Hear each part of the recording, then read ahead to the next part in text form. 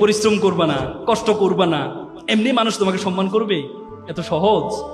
আমরা সবসময় বলি, আমরা একটা হাদিসের কথা, তকদির কখনো পরিবর্তন হয় না, কপালে যেটা আছে সেটা, কপালে যেটা আছে সেটা। অথচ আল্লাহ তাআলা কোরআনে বলেছে ওয়ালাইসা লিল ইনসানু ইল্লা মা সাআ।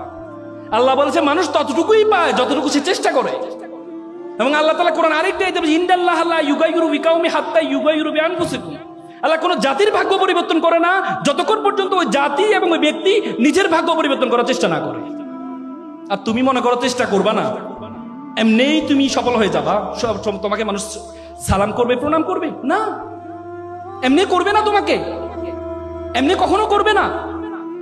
পরিশ্রমের কোনো বিকল্প নেই।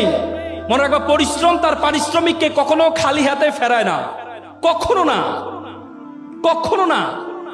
তুমি পরিশ্রম কর, পৃথিবীর সবচেয়ে বড় সংজ্ঞা। পরিশ্রমের কোনো বিকল্প নেই, পরিশ্রমের কোনো বিকল্প নেই। একটা এক্সাম্পল তোমাদেরকে দিই। একবার একটা অঞ্চলে তারা চিন্তা করলো একটা মন্দির বানাবে। তো মন্দিরের জন্য কি লাগে? মূর্তি লাগে। তো তারা চিন্তা করলো একটা মূর্তি বানাবে। তো মূর্তির জন্য কি লাগবে? পাথর লাগবে। তো তারা চিন্তা করলো একটা পাথর কোথা থেকে পাওয়া যায়? সুন্দর পাশের গ্রামে একটা পাথর আছে, সুন্দর পাথর, সাদা পাথর, চমৎকার পাথর। তখন তারা গেল পাথরকে অফার করতে, যে পাথর সাহেব আপনাকে একটু লাগবে। বলছে আমাকে লাগবে, আমাকে নিয়ে কি করবা?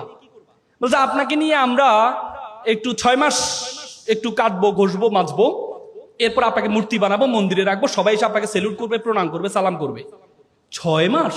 না, এই কষ্ট আমার দ্বারা সম্ভব না। আমাকে কষ্ট ছাড়া যদি কোনো কাজ থাকে সেটা বলো। বলছেন না, আপনাকে তো এভাবে রাখলে তো কেউ সালাম করবে না আপনাকে। তখন অবহেলিত একটা পাথর ছিল পাশে, কালো পাথর। সে বলে স্যার আমাকে নিয়ে যান, 6 মাস না 1 বছর ধরে আমাকে কাটেন, ঘষেন, মাজেন, কোনো সমস্যা নেই। পরবর্তীতে এই কালো পাথরটাকে নিয়ে যাওয়া হয়। নিয়ে যাওয়ার পর 10 জন মিলে তাকে কেটে ঘষে কাটাকাটি শুরু করলো। 10 মাস ধরে কাটছে। কাটার পর তাকে মূর্তির অবয়ব বানালো, অবয়ব বানার পর মন্দিরে রাখলো। দেখা যায় সবাই এসে তাকে প্রণাম করছে, সালাম করছে, নারিকেলে পানি ঢালে। দেখলো তো বিশাল লাইন পড়ে গেছে নারিকেলে পানি। তারা চিন্তা করলো এই যে প্রত্যেকের হাতে একটা নারিকেল, নারিকেল যদি আমার দেয়ালে ভাঙে তাহলে আমার দেয়াল তো ফেটে যাবে। তখন তারা কি চিন্তা করলো, ওই পাথরটাকে একটা অফার দিয়ে দেখি, এখান থেকে কাটা ঘষার কোনো কাজ নেই। তখন গেল সাদা পাথর সাহেব, আপনার একটা চমৎকার কাজ পেয়েছি। বলে কি কাজ? বলছে আপনাকে কাটবে না, ঘষবে না, মাজবে না, কিচ্ছু করবে না, শুধু নারিকেল ভাঙবে। খুব চমৎকার। 6 মাস? না, 6 মাসও লাগবে না, এখন থেকে কাজ শুরু আপনার, এখন থেকে আপনার কাজ শুরু, রেডিমেড কাজ। তো ভালো কথা। তো পরে তাকে নেওয়া হয়, প্রত্যেকে এসে নারিকেল ভাঙে।